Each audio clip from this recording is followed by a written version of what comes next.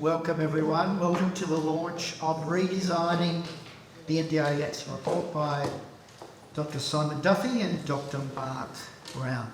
I'm Jeff Smith, CEO of Disability Advocacy Network Australia. I'd like to begin by acknowledging that we're meeting on the lands of the Kulin Nation of the Wurundjeri Woi-wurrung peoples, on land which was never ceded. I would also like to celebrate the diversity of First Nations peoples and their ongoing connection to the lands and waters of Australia, and pay my respects to elders past, present and emerging. So the approach today, I'm going to do the launch. I'm going to say a few words, introduce our panellists today, and then we'll have some preliminary remarks from our co-authors, Simon and Mark, around the key findings from the report, a response from Bruce, and then discussion and questions which will be facilitated by Natalie and myself. Before I do say a few words, I'd like to introduce a panel more formally than I have so far. So here on my left is Dr Simon Duffy. Simon is Director of the Citizen Network Research, President of Citizen Network Co-op and Chair of Citizens Basic Income Trust. In 2008, Simon was awarded the Prince Climate Medal for his development of self-directed support in social care. To my right, Dr Mark Brown. Mark is a Senior Research Fellow at the Summer Foundation, where he leads research projects that explore the issue of young people in aged care. He has more than 10 years' experience as a statistician, data analyst and social researcher, and has previously consulted on projects commissioned by the National Disability Insurance Agency. In the middle here, Natalie Wade. Natalie is the founder and principal lawyer of Quality Lawyers, a leading disability-led disability rights law firm providing advice to people with disabilities and their families. Natalie was awarded the Australian Young Lawyer of the Year and South Australian Young Lawyer of the Year in 2016 in recognition of her work in advancing the rights of people with disabilities and commitment to diversity in the legal profession. And at the panel here, we have Professor Bruce Bonahady. Bruce is co-chair of the independent panel reviewing the NDIS as we speak, and one of the key architects of the scheme. Bruce was the inaugural chair of the agency from 2013 to 2016, and is a long-standing disability reformer and a guide.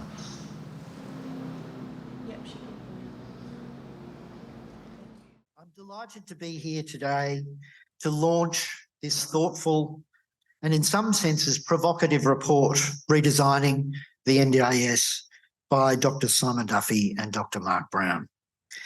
In this report, which was commissioned by Dana, Simon and Mark make a clarion call for urgent and radical reform of the NDIS. That, of course, is not in itself new. In recent months, we've had many commentators come out and make a similar call. What sets this report apart, however, is the call for change. In the call for change are the foundations on which the call is set. And there are a number of bases for that. Firstly, the report is commissioned on the idea that people with disability should be co-creators in its future, developing solutions and promoting innovation and new thinking to put the heart back in the NDIS, as the co-authors call it. In this respect, citizenship, community and inclusion should enliven the next NDIS, placing people with disability at its centre and ensuring its ongoing sustainability. Second, the report is not a manifesto on what needs to be done. Rather, the report seeks to encourage debate within the Australian disability sector, while also providing a much needed international perspective on the Australian system. Third, the report sees the purposes of the NDIS as sound and world-leading. However, it identifies design flaws that often operate contrary to its purpose, undercutting issues around sustainability and legitimacy of the scheme from within. Fourthly, the report doesn't play a blame game. Indeed, it sees many of the perverse outcomes in the current system is being rooted in this notion of the tragedy of the commons.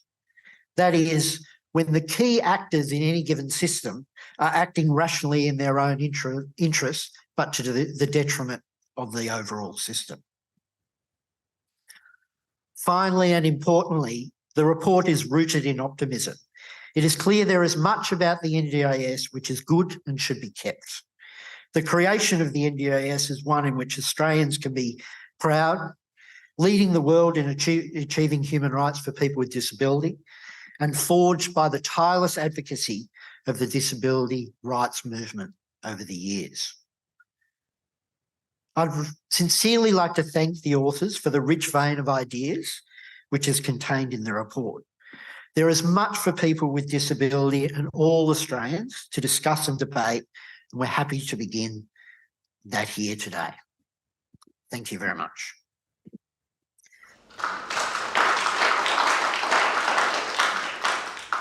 So our firstly, we want to hear from our co-authors, preliminary remarks from Simon and Mark. Thanks, Jeff. Thank you. Well, it's lovely to be here, to be back in Melbourne. I see a few friendly faces in the crowd. I hope that people will stay friendly. It's exciting to be in this place, actually. I looked up the place where we were meeting in preparing for this, because actually this is the birth of Australian trade unionism. And that concept of trade unionism and empowering ordinary people coming together collectively, thinking through what positions they're going to take, negotiating with business owners, negotiating with government, is, I think, actually the essence of the report that Mark and I have published. So it seems to me like a really appropriate place to launch the report. And yeah, I was just going to say 2 or 3 things as an introduction, and hope then that the conversation will just raise the issues that anybody wants to discuss. But that idea at the beginning, when I was approached about writing this report, I was kind of really, I was flattered, I was excited. I also kind of felt, oh gosh, I have to do this, because I don't know if people know, but 10 years ago, I wrote a very critical report about the NDIS, which was actually called Designing the NDIS. And in that report, I said, in my opinion, the essential features of the design will lead to increasing cost inflation, which the system can only really control because of its design through changing the bureaucratic rules, which won't work, which will just lead to further cycles of such reform and failure. And that then after a short while, it will require radical systemic reform. And to me, I'm optimistic. I mean, given the leadership that we're seeing from Bruce, from the minister, that Australia is in a good position to seize this opportunity to bring about the kind of systemic reforms that are required. But the report is pretty blunt, and I know that that will upset some people about how serious the problem of sustainability is. And so I did want to just say something about that in these introductory remarks, because I know that in a way we always think, well, like, what's the problem with getting more money? Like, isn't that the point? Aren't we trying to get more money? And isn't that a good thing? And is it really so expensive? And so people all through the research process and the literature and reading just news articles, you see this kind of response, which is natural and human and does reflect the battles of decades that disabled people have had. But sustainability is really important in all aspects of life. Sustainability means that in this context, economic sustainability is linked closely to political sustainability, and political sustainability is linked closely to actually social support for not just the NDIS, but more importantly, the rights of people with disabilities, the status of people with disabilities. When I wrote the 2013 report, what was really in my mind, and when I looked at the design of the NDIS, was comparing it to what we'd seen around the world.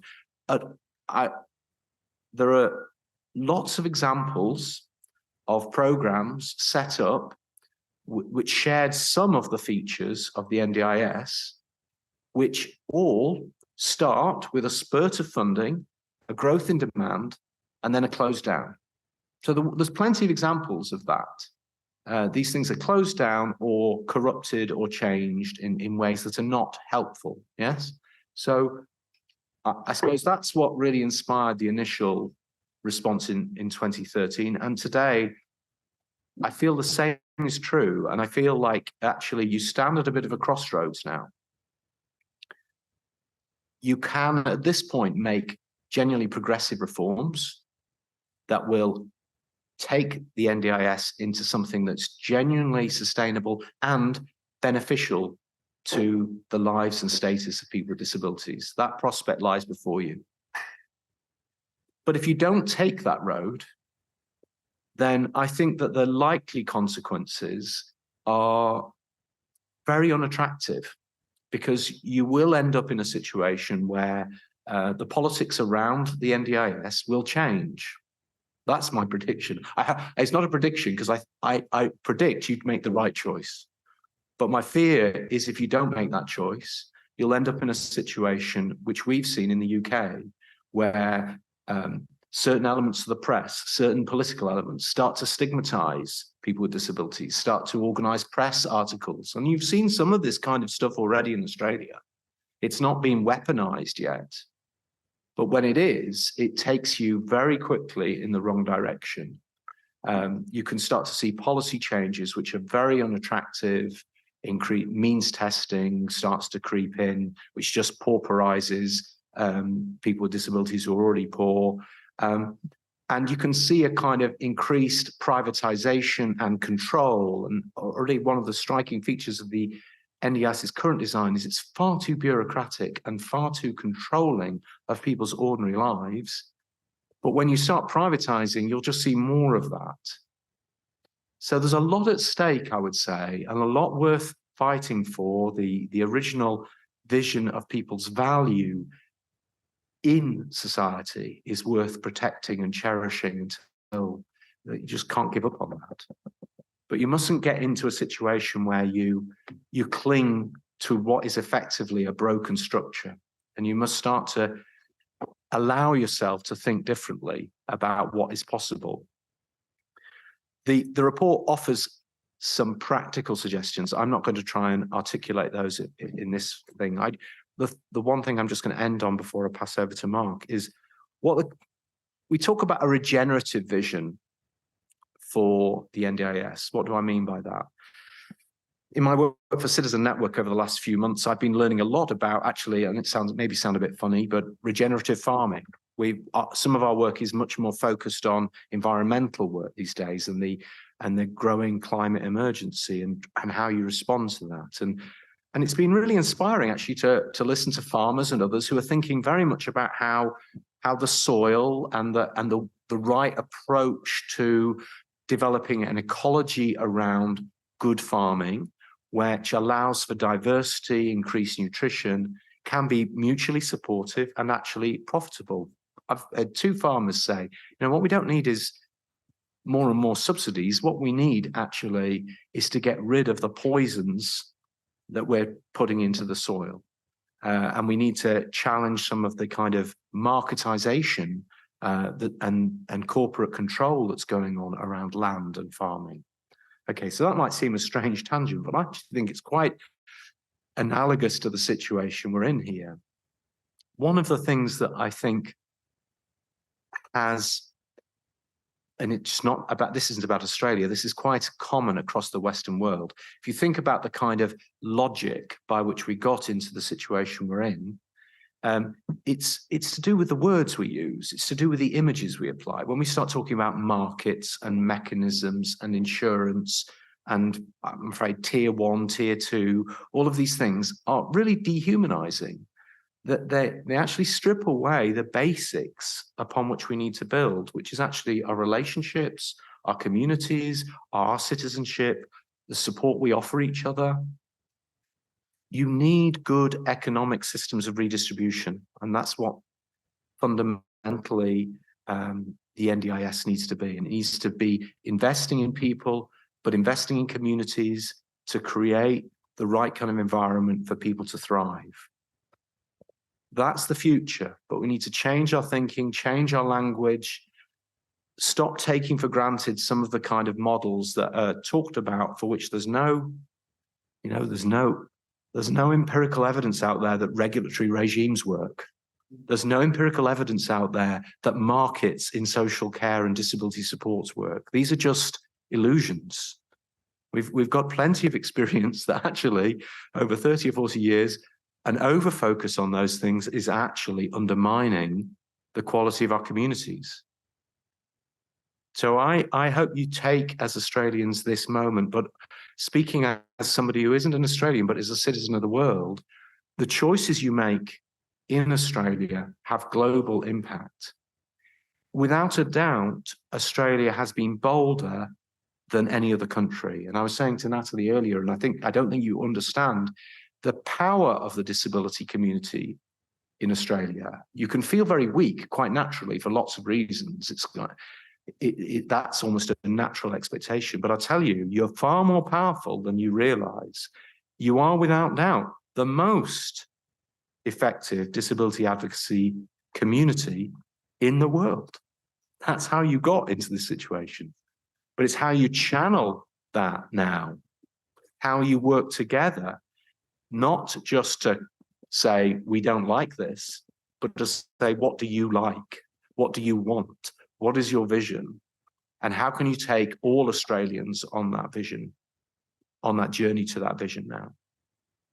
Okay, thank you.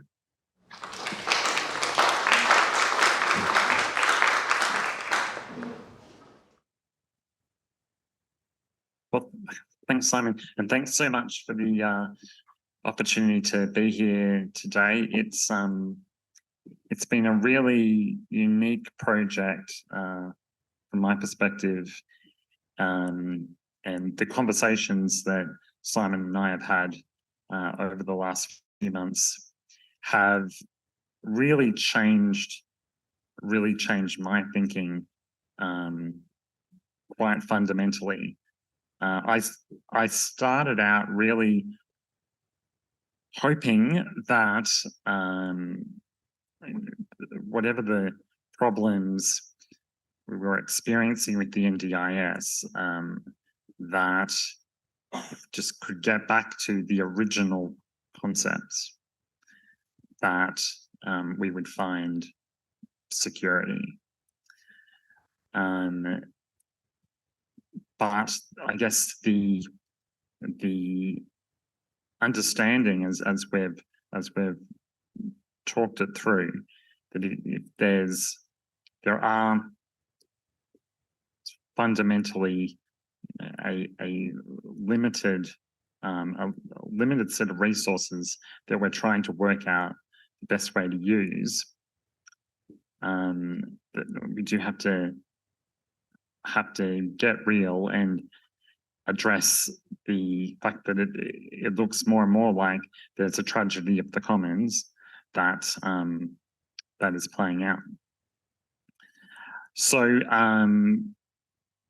the other thing I just wanted to say was that my feeling is if there are limited, NDIS really is a limited resource, and sustainability is the challenge we have to face, then as a disability community, we want to be in the negotiation. And a good starting place in going into a negotiation is getting clear within ourselves not just what will we demand, but is there anything we can offer up? Is there anything we can go in willing to trade or compromise on as a starting point? And the best thing to go in willing to trade is something that we've realized we thought we really wanted, but in hindsight, maybe isn't as central to our values as we thought. For me personally, my thinking has really changed on the idea that the value of the NDIS lies in a right to individually negotiate for my individual funding. I feel that individual funding is super important. But previously, I had equated that with a process of individually me having to justify line by line every support in detail and create a plan to justify individual funding. A hypothesis is that done in the right way, many NDIS participants might be willing to trade in some of that individual right to haggle about in the size of your individual funding package for being able to collectively negotiate on what reasonable and necessary means. So that's been a big change in my thinking, but I'd love to talk more. So let's get into it.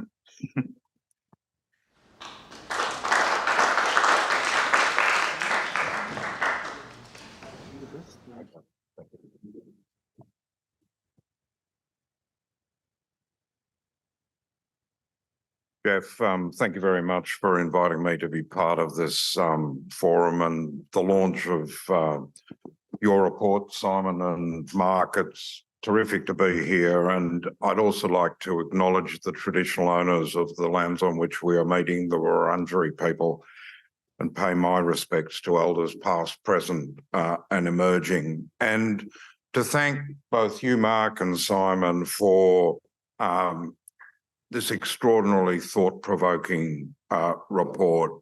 I agree with you that real action is urgent and that there is an enormous amount at stake.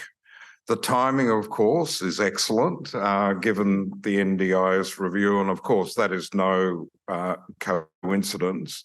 And of course your report speaks directly to three key aspects, or the three key aspects of the terms of reference for the NDIS review, which are: we need to improve the participant experience, we need to ensure that the scheme is sustainable, and we need to restore trust, confidence, and certainty. I think it's easy in a forum like this to focus on what's not working. So I just want to say how life-changing the NDIS is. It's easy to focus on the problems, but I do think we must acknowledge just how different Australia is today compared with 10 years ago, 15 years ago. And what we have to preserve is that life-changing nature of the NDIS. But we also know that we can't continue on the current path, that there needs to be some real changes. I also want to just say that how prophetic Simon's remarks were a decade ago. I can remember Simon being quite irritated. Here we were about to embark on this world-leading reform, and here was this guy from the UK coming out here and telling us that we mightn't have got it all right. And I just want to acknowledge just how, as I say, how prophetic your remarks are, which of course gives enormous credence to what you and Mark have now written. So I'd just like to make 5 brief observations.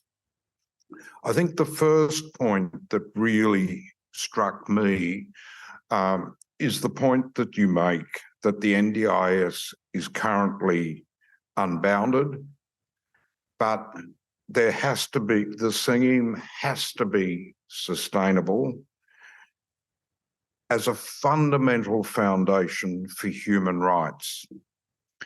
And without a sustainable scheme, we will never have certainty for participants, for their families, for governments, and for taxpayers. And what's at stake is the social license of the NDIS. That observation is one that's also struck me and lay behind the speech I gave last week, where I described the scheme as a magic pudding. We have to get rid of, we cannot continue to think about the NDIS as a magic pudding. It has to be sustainable. And in the absence of sustainability, the certainty that we all crave won't be achieved. The second observation that particularly struck me in the report is your description that the system for allocating resources is unclear, insecure, and not transparent. The level of funding is not based on need, but by what the NDIA determines is reasonable and necessary. And I think those comments go to the heart of what is a critical issue for the scheme, which is, what do we mean by reasonable and necessary? How do we ensure that there is a common understanding that it is based on need and that it is part of a sustainable scheme? The third observation that I thought was, again, very powerful, and I quote, is the poor experiences of people using the NDIS and the ever-growing costs of the NDIS are 2 sides of the same problem. A badly designed system that creates cost inflation and undermines responsible action at every level. What is critical to understand is that this is a system problem. It's not the people who are at fault. The rules of the system create the problem. And as I've said on a number of occasions, particularly in relation to children, if I had a child with a disability or a developmental delay, I would be trying to get them into the NDIS. It's the system that's causing the problem. So I think the issue you raise here is, how do we align the incentives of the scheme to align with the objectives of the scheme, which are inclusive lives as full citizens, and how do we remove the perverse incentives? Which leads me to the fourth powerful observation I think you've made, which is that the scheme should be aiming to achieve connected and inclusive lives. I think, as many will recall, we discussed at the introduction of the scheme, was it trying to achieve an ordinary life or a good life? I think what it's really trying to achieve is connected and inclusive lives with peer networks, relationships, and what you describe as real wealth. Personal capital, the skills to go with it, relationships, mutually supportive communities, people's own assets, and spirit, hopeful, confident, and creative. And the final point is that getting to where we are, to where we need to be, will only be achieved through deep engagement with people with disability and their families as design reformers. Through the review, we have done it differently. We've engaged with people in a way that reviews of this type don't normally do. We've had over 3,000 submissions by now, and we've talked to literally thousands and thousands of people. But what the review will produce will be what I'd like to describe as a green print. And I use the term green print to pick up your point, Simon and Mark, about a learning system. There'll be a green print coming out of the review, which will then need really deep engagement with people with disability and their families on the exact design so that it achieves all its key objectives. And as Simon has said, there's an enormous amount at stake here, not just for people with disability and their families and Australian citizens, but the world, given that the world is watching what we're doing. So I look forward to a terrific conversation.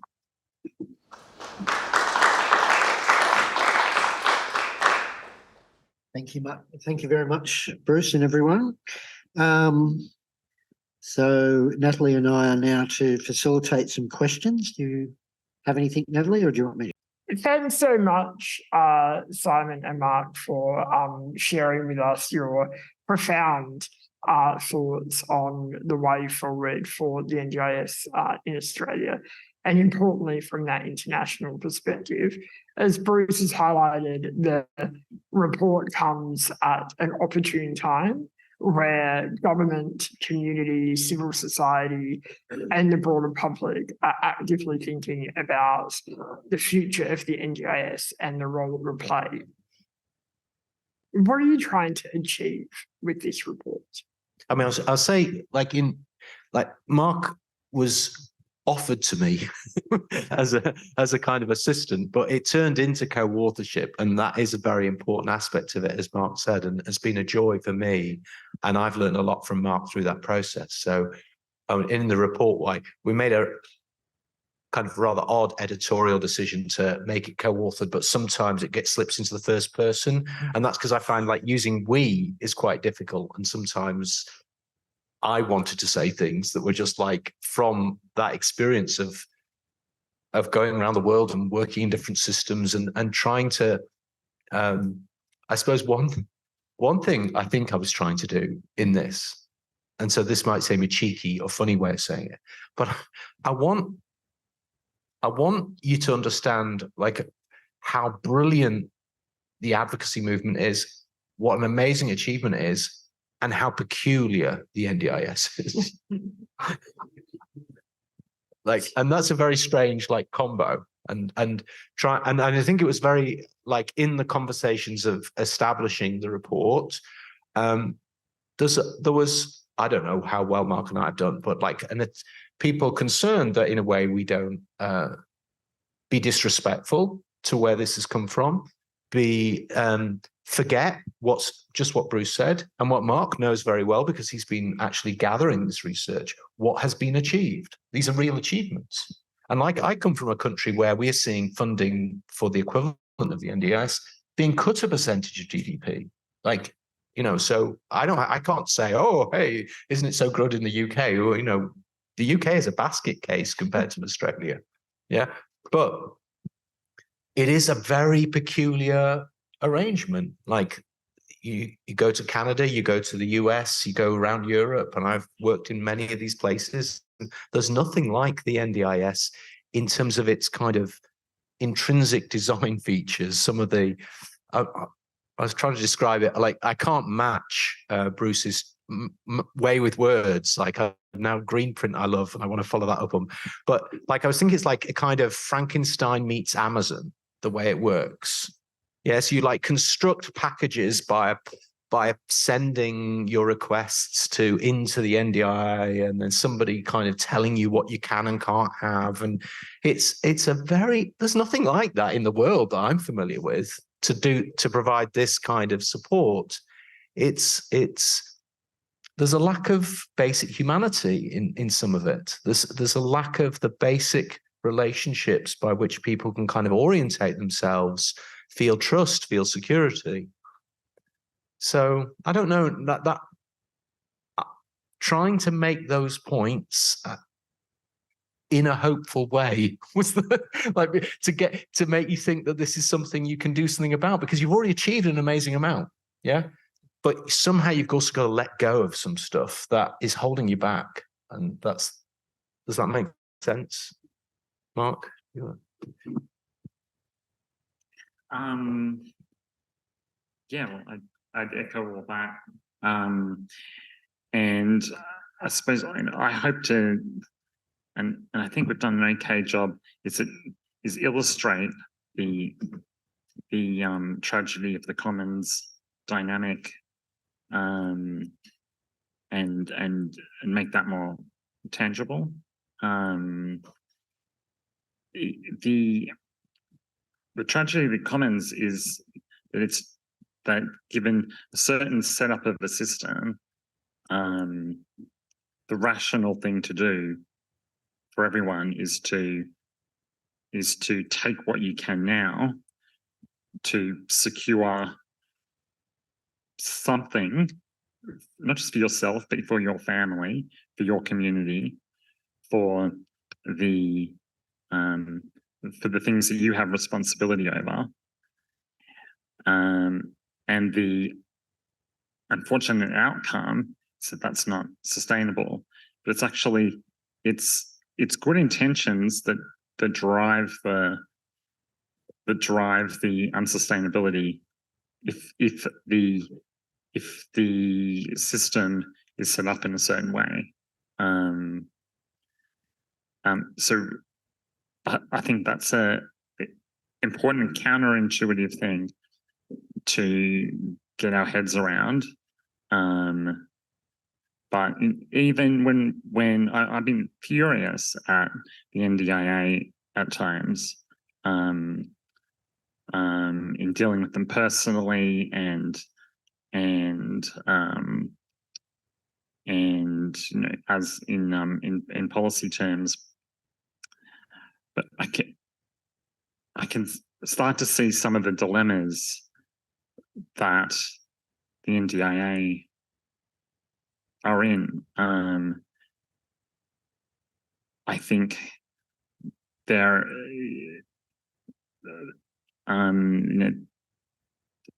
it feels like we feel trapped in a number of ways. Thank you. Can I ask a question? I'll allow it. I just want to bring, I think this is one of those questions where I'm kind of struggling to know where it's heading. But you, Simon, this morning, let's say that you both have said that there is no empirical evidence to show that markets are the best option under the scheme. You've also made the observation that in many respects, it is a classic tragedy of the commons issue, where everyone's acting rationally and in their own interest.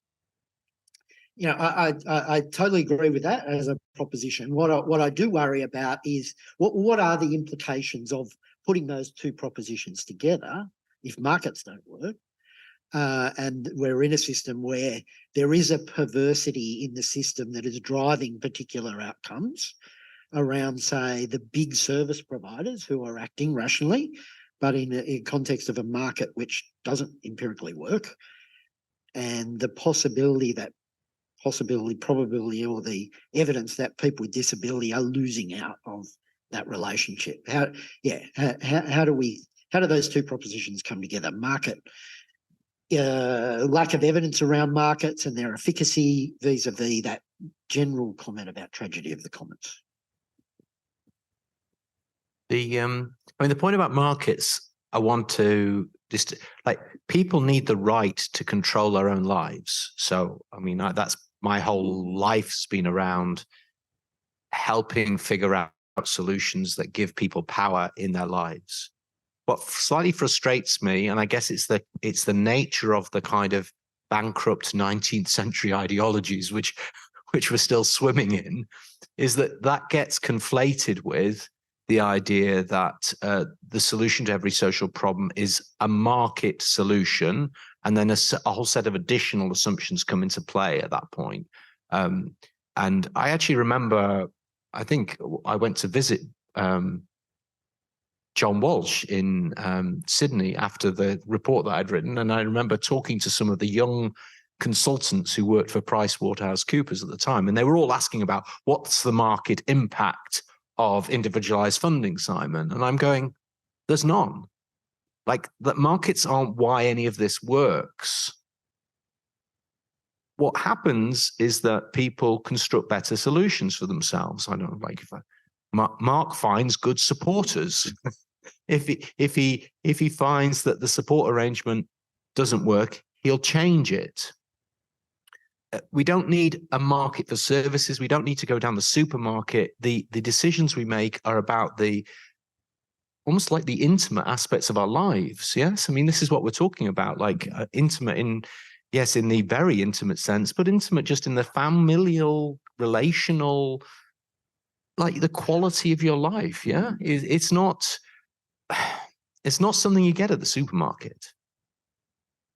I think what we're seeing is that good solutions, that I would say, like the smart money, that I hope that this is the kind. I love green print because I think, well, this is the right way to be thinking. Like, what the best solutions globally look much more community focused. Communities safeguard shared resources. Okay, this is the point. There's going back to the tragedy of the commons. If you create the right structures and the right incentives, you don't have a problem here. And I'll give you a very vivid example of my experience. When we were creating initial models of personal budgets in England back in about 2004-05, the common experience was, if you help people, you assign people, again, reasonable and necessary is quite weird to me. Like, you need a budget that's enough. The philosophical word is sufficient, not necessary isn't necessarily sufficient, right? So you need a budget that's enough for you to live a life of citizenship. That should surely be the question we're asking.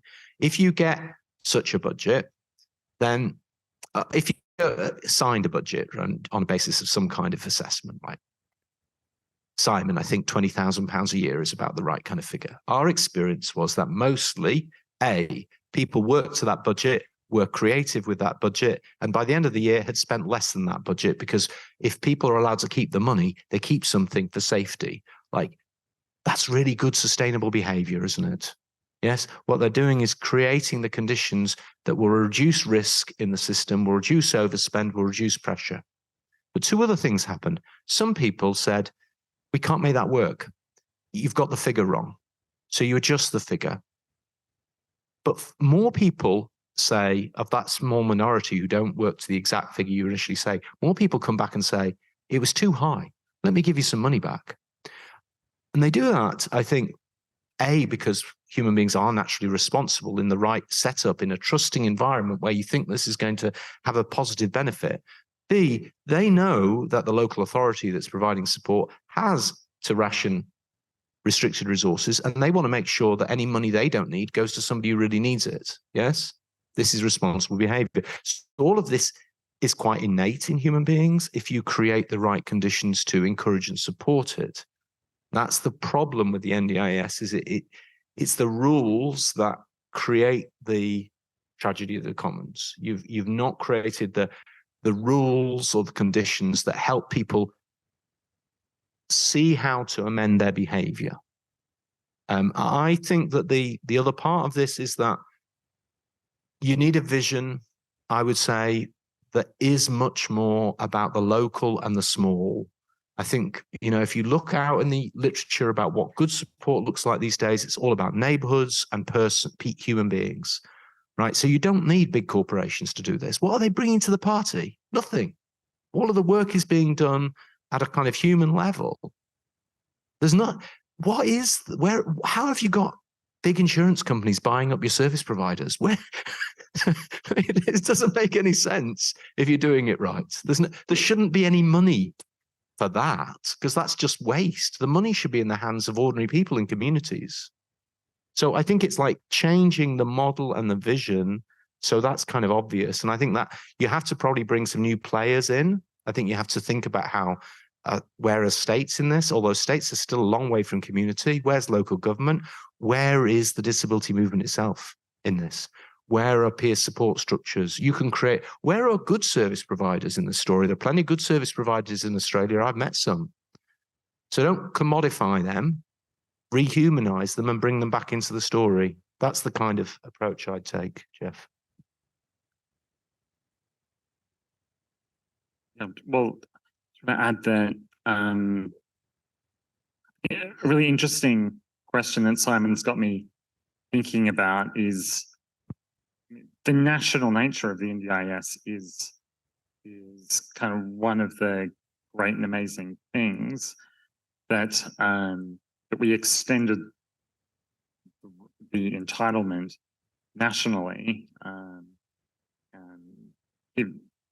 that gives everyone portability and that we could genuinely say every Australian counts. It's a super amazing thing. How do you have the interesting ongoing question is how do you have the benefits of a national scheme, but that local connection can we have both? And I feel like I still don't 100% know exactly how you do that.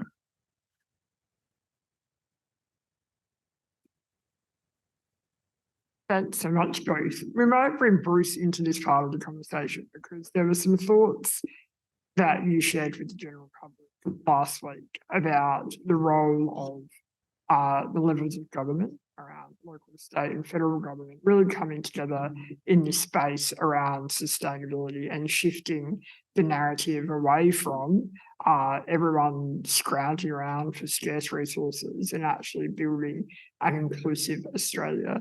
Did you want to expand a little bit on what Simon and Mark have shared with us around what that looks like? Yes.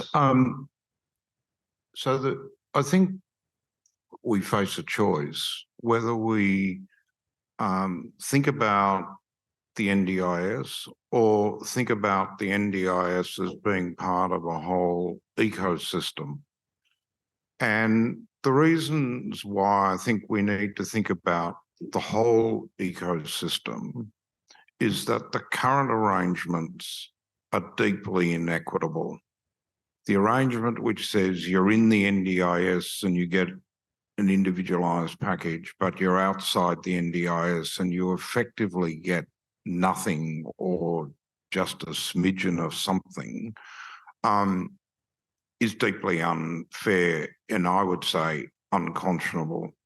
So part of the call last week was to say we all need to work together to ensure that supports for people with disability are fair and equitable. So it's partly about the supports that are available to all Australians with disability, but it's also about how do we ensure that mainstream services are actually universal services, because when we're talking about 20% of the population, we're not actually talking about a marginal issue, we're talking about a mainstream issue. And so I think there are really significant issues. So the call was for us all to work together, because it's not just about governments, it's also about people with disability, families and service providers all working together, because it was that unity that created the scheme. And now 10 years later, knowing what we know, that we can't continue on the current path, everyone needs to work together in order to ensure that the scheme is sustainable and successful. And I think there are some particular points I would just like to pick up in the context of the conversation that Simon and Mark have just had. And that part of that relates to markets. It was always clear that relying on pure competition as the market mechanism to implement control and choice was going to have some very significant unintended consequences. You know, you could just not let the market rip because there would not be the quality of services, there would not be the focus on outcomes, there would not be the focus on inclusion that the scheme was meant to foster. So I think at the very least, we're talking about a social market. This is not a normal market where people are spending their own money and getting. So we're talking about a social market where we're trying to drive value, where there needs to be standards, where there needs to be proportional regulation. And all of those things have not been present. And so it's been a particularly neoliberal version of the market that has been implemented, and we need, I think, to step back from that and get the right sort of market settings. It's very interesting, I think, going to Simon's point about the importance of local decision making. When you go to remote Indigenous communities today which have no services, so when you talk about control and choice, there's no service to have control or choice over. And so what those Aboriginal communities are talking about are community initiated commissioning of supports in pretty much exactly the way that Simon's talking about. It'll be really interesting, I think. I think there are a number of communities that want to do that, to then have a natural experiment going where that's happening in these remote communities, but we still have more social markets in metropolitan areas as to which will achieve the best outcome. And then the final point I just want to make is this point about local decision making. All my experience in business and in working in reform tells me that when systems are under pressure, decision-making gets centralised. So the issue of local decision-making and sustainability are closely linked. If the system is sustainable, those who are responsible for the sustainability will be quite happy to have local decision-making. It's when they're worried about sustainability that they centralise decision-making. So many of these issues revolve around this issue of a sustainable system in terms of getting the outcomes that are desirable and measuring that sustainability in ways that include social and community capital, not just services.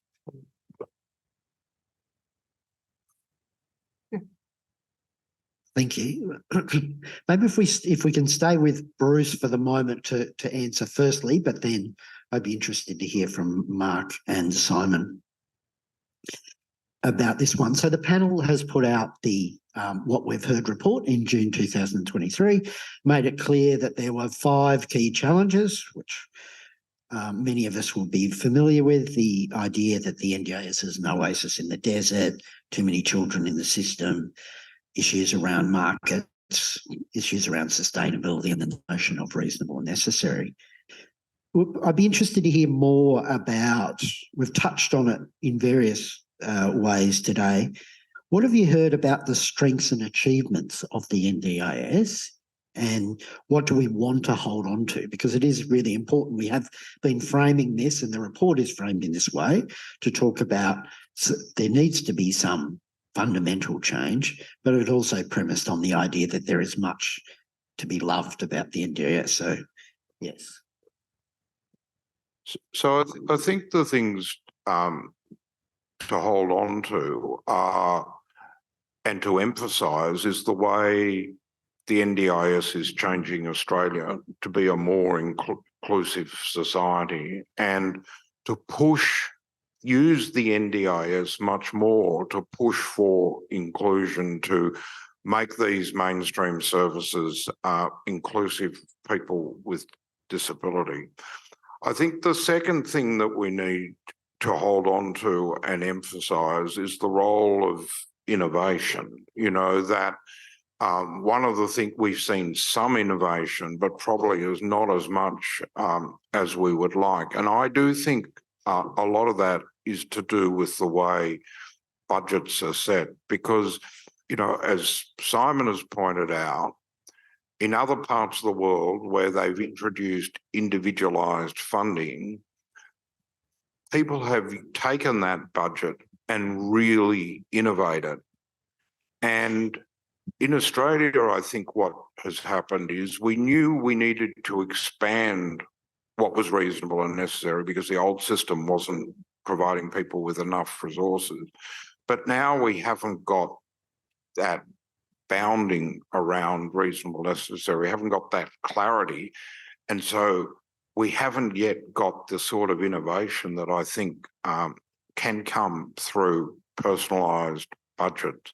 So to me, these are the sorts of areas that we need to particularly work on. There are obviously the issues about how we make sure that people with disability are much more part of community, much more able to access jobs, those sorts of things. And I think the other piece that we need to work on is certainty, the certainty for everybody about their budget, about their future, about their lives, and not have as much intrusion into their lives from the agency. Because at the end of the day, what do you need? You need a budget, and you need to then be able to get on and have your life. Thank you, Bruce. I'll hand over to Mark originally to make some comments. I just wanted to note we've only got our interpreters for another 6 or 7 minutes, and then we'll, for those people online, because we're recording the launch today, and after that point, we'll have to go to transcripts. Yeah, well, I was just going to add on some thoughts about great things about the NDIS. In some of the research I've done with my colleagues at the Summer Foundation, it's amazing how when we're talking to participants, even if the conversation starts with frustrations and problems, almost everyone makes a point of saying, but don't get me wrong, I've been able to do some great things with my funding, and I want to continue to do them, and that's why I'm so frustrated and worried. It's those two things sit side by side. Maybe, before the NDIS, maybe we felt that we really didn't have much to lose.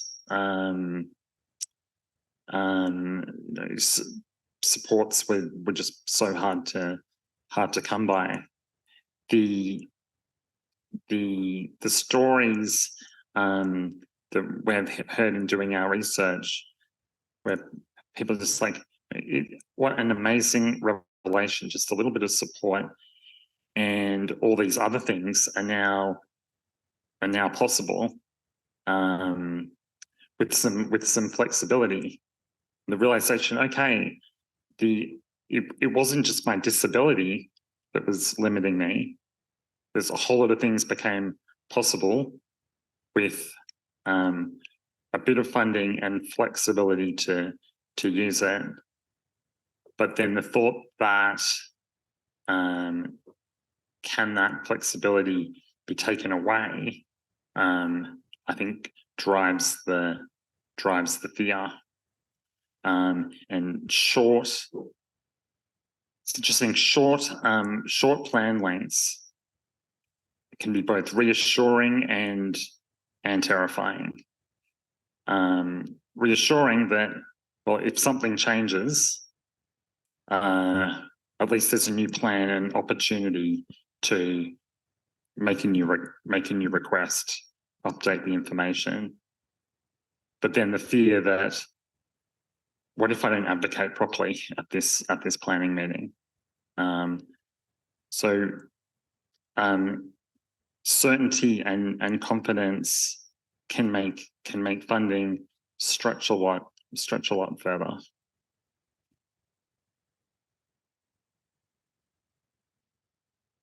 Well, one of the things you've achieved kind of, it's obvious and in a way, but it's still very striking from a global perspective, is a lot more money and support for people with disabilities. Like, that's a massive deal.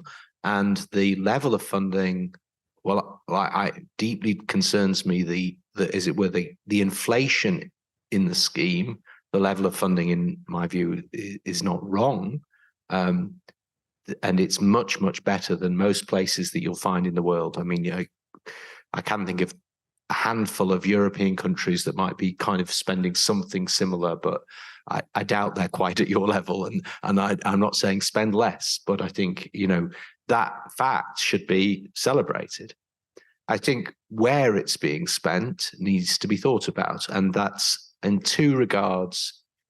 Like, I think and such as what Bruce has already said, but it's yes, inclusive schools, like one of the obvious things to be thinking about much harder now. But I would say there's a danger that you just lock in institutional provision in a new kind of privatized way.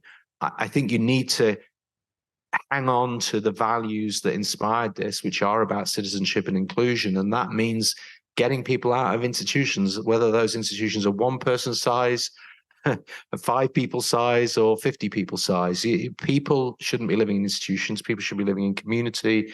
That's about housing rights. It's about flexibility. It's about all those things as well. So I think that needs to be part of the strategy. And again, I agree. It's like this it probably is a kind of neoliberal, the market will sort it out. No, human beings will sort it out, but they need a bit of support. They need a bit of control. They need to be able to talk to each other.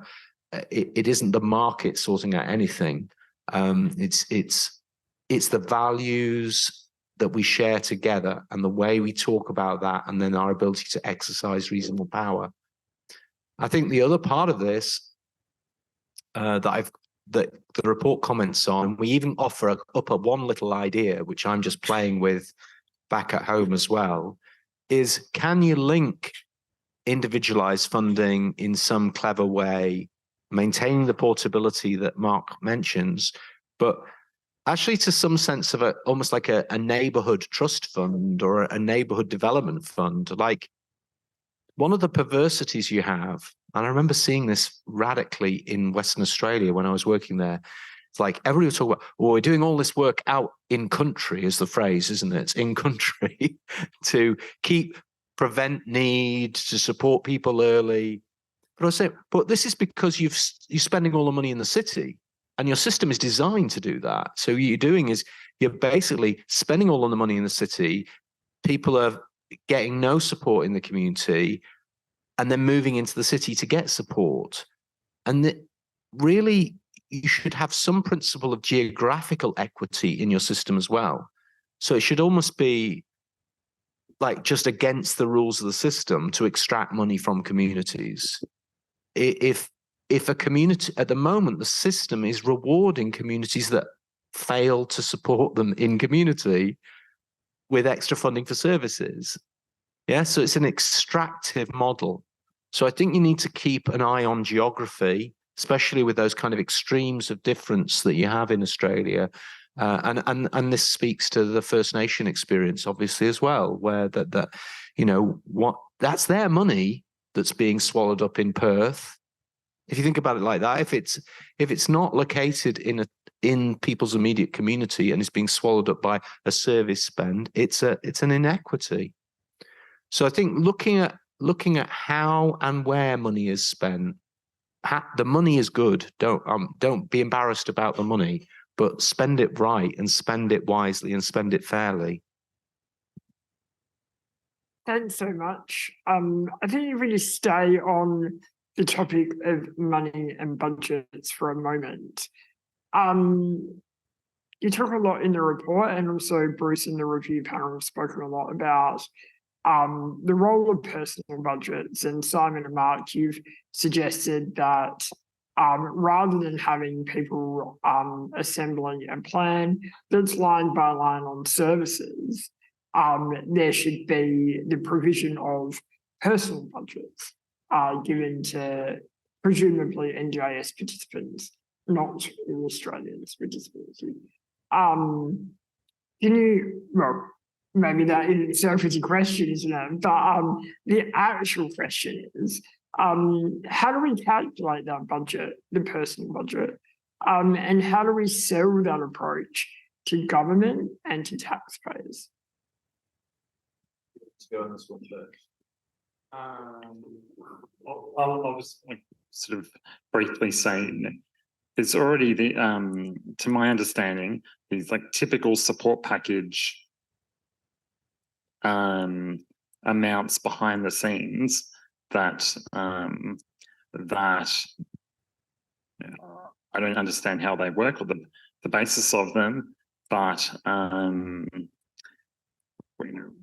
somewhere there's already kind of calculations mapping characteristics to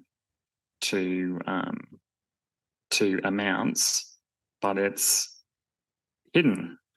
Simon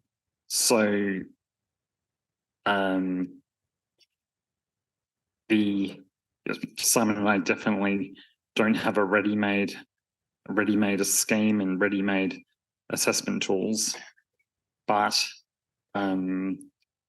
whatever the levels, categories, groups, clusters, call them whatever you like, end up being, it's going to be something that's negotiated, collectively bargained, and simple enough to get your head around. Yep, that's all I've got.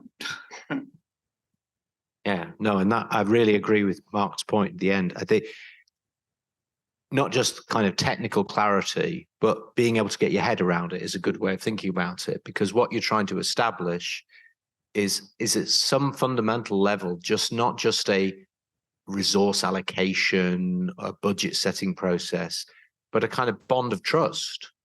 Like, this feels right. And the fundamental basis, and that's in a funny way, isn't that complicated as Mark intimates. I mean, you're spending the money now. I mean, one very crude way is just be honest about what you're spending.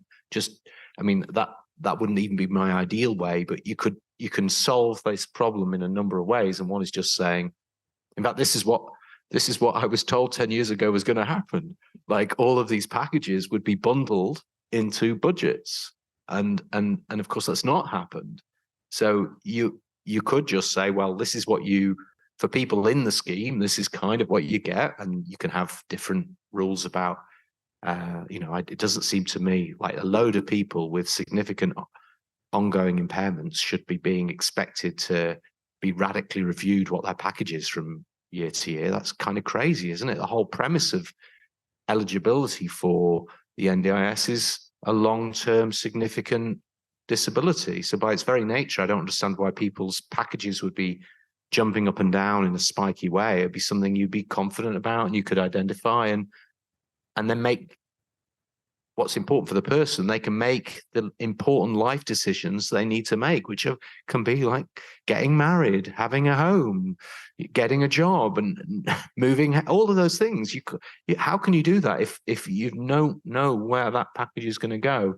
So I think I mean, too much of my life has been spent doing some of the nuts and bolts of the jargon is resource allocation systems, and there are multiple, and it's an under-researched area. There's not really a lot of evidence that one model works better than the other. What it has to deliver in the end is enough for people to have a reasonable, decent life, live a full life as a citizen. And in one way, the empirical test of that at an individual level is super easy. Is it working? Is that person's life flourishing? If it's not, the answer might not be just give them more money, It might be give people more support to make sure that money's spent wisely. And that's why it's important not to just be focused on the money. You need some kind of support infrastructure that helps people make good decisions. The most important of which is peer support between people with disabilities. The best advice you'll get is from somebody else with a disability. Full stop.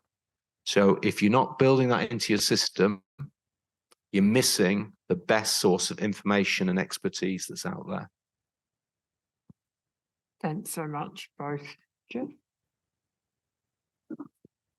Back to me. I'm just conscious of the time. We have a rather hard deadline of we really should finish and be finished by 11:50, I think. So we've just got about 10 minutes to go, if that's okay with everyone. You know, there are a number of issues we could talk. I must say we could talk about. Trying to think which one. The report talks about the idea of depopulating inclusion, and by extension, the idea of repopulating inclusion. Can we talk that is clearly related to that notion of the scheme being an oasis in the desert and the states and territories running away from the scheme over the past decade or so? So can we talk a little bit about how we do repopulate inclusion in the Australian context?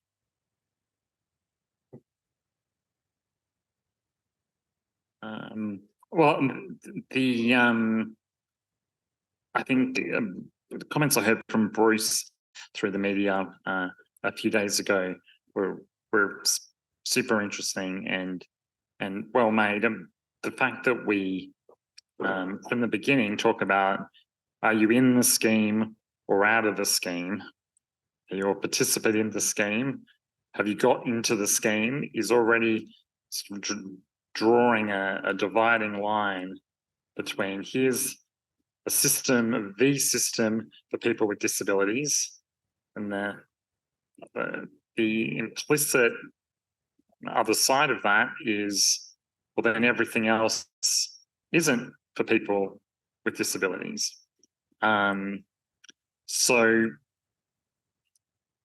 having less of a sense of a dividing line between scheme participants and how we do things and how we're supported, and everybody else, Australians with a disability that have a different level of severity, and Australians who don't have a disability yet but can get one at any time, because that is the amazing reality of being human. If we should kind of start in our earliest conceptions of having less of a us and them mentality would be my thought, but Simon's got more detailed, excellent thoughts on this. I think one of the things we say in the report that relates to this, and it relates to the point Bruce made too, is that if you're serious about innovation, then you have to build plurality into your strategy. In other words, you have to allow people to do things differently, and you have to create a framework for that, and that's got to be a framework of responsibility. So I think there are lots of ways you could start to crack this problem. I mean, like Jeff, you said, well, this is one of the lines, like the states kind of left, but you extracted them from the system. Like if you're talking to the federal government, I mean, that as an external observer, it was quite interesting, because that's like going back to the sustainability issue. Most countries leave in at least some role for local agencies of different characteristics, and sometimes make them have budgetary responsibilities and risks in order to make the system more sustainable. Like the US system, which is the closest system to the NDIS, but nowhere near as extreme as your system. States and counties have responsibilities for co-funding support, and that means that when they are engaged and working solutions out there, they have a stake, they have skin in the game. And unfortunately, not enough people have skin in the game as it currently stands. So that I think it's kind of thinking about those issues. I don't quite know how you get there, Jeff, in a way. Like I think I'd love to know in a way more about the dynamics. This is beyond my ken, the dynamics of power in Australia and the relationships between the different parties involved. And when I've talked to people about local government, everybody's just looking at me like in shock and surprise. Why would you think about them as having any relevance? But in Iceland, municipalities, which have an average size of 35,000, have responsible for disability services. So like our sense of what scale is appropriate obviously varies enormously around the world. Yes, and I don't know. I don't know what journey you're on here really, but I think you need to be thinking about what if you take innovation seriously, you must take plurality seriously. If you take plurality seriously, you must consider the roles that others have. And I think that will also help you with sustainability. But as I go back to that, the thing that we strongly emphasized in the report, which is like a rock you could build on, is the disability movement itself. Like you're everywhere. Like you might not feel powerful, you might feel quite weak and fragile and under-supported, but the people the system is there to support our stakeholders in the system, and they've got more to win or lose than anybody else. So how are you networked? How are you supporting each other? How are you establishing the groundwork for inclusion? Yes, I know that's a big ask, but in a funny way, if you don't ask that question of yourself, then you're always asking for somebody else to solve it on your behalf, whether that's service providers or states or the federal government or some other mysterious party, yes? But in the end, I'm going back to my trade union spirit, the workers must unite. So we must unite to think about these things and figure out solutions and then seek partnerships to resolve the problems created. Bruce?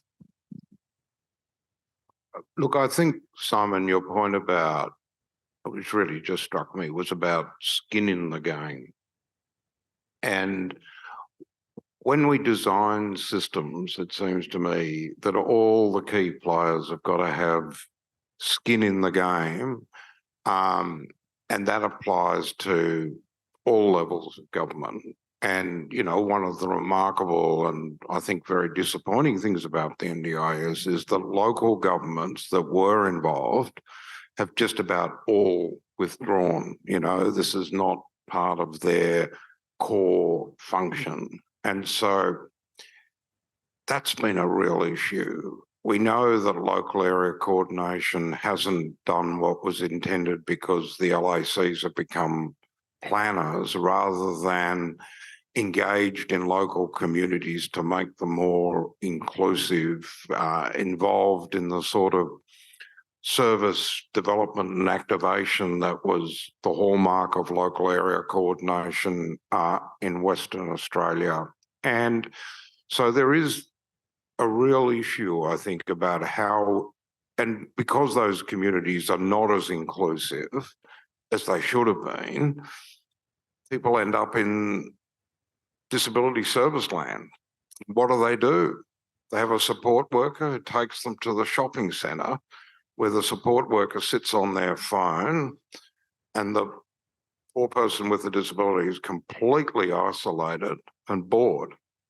And that is what we call social and community participation. So I think we've got to get real about inclusion, what we mean by it, what we mean when we say people are being supported to be for social and community participation. You know, why aren't they at neighbourhood houses or other places where people gather? And so I do think that issue and the issue of outcomes are really important because we haven't really touched on it today, but sustainability has two sides. There's a cost side and there's a benefit side. And we need more benefits, of which inclusion is a critical component. So, like everyone, I'm hopeful, but gosh, we got to move, you know, to get the changes.